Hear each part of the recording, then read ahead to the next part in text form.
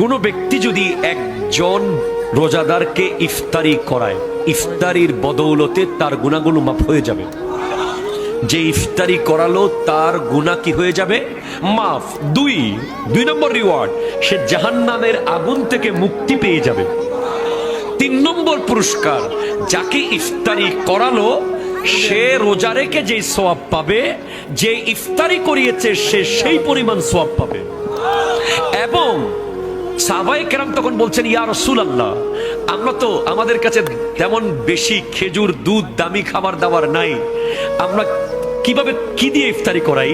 নবীজি বলছেন, কেউ যদি 1 গ্লাস পানি দিয়েও কোনো রোজাদারকে ইফতারি করায়, সেও তার গুনাহ মাফ হয়ে যাবে, জাহান্নামের আগুন থেকে মুক্ত হয়ে যাবে, এবং রোজাদার রোজা রেখে যে সওয়াব পাবে সেই সওয়াব পেয়ে যাবে।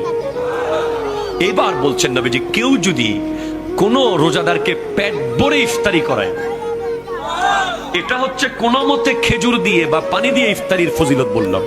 আর কেউ যদি কোনো রোজাদারকে পেট ভরে ইফতারি করায়, তাহলে কাল হাসরের মাঠে আল্লাহ ওই ব্যক্তিকে হাউজে কাউসারের পানি পান করাবে, এমন ভাবে পান করাবে জান্নাতে যাওয়ার আগ পর্যন্ত তার আর কোনো তৃষ্ণা লাগবে না, লাগবে না, লাগবে না।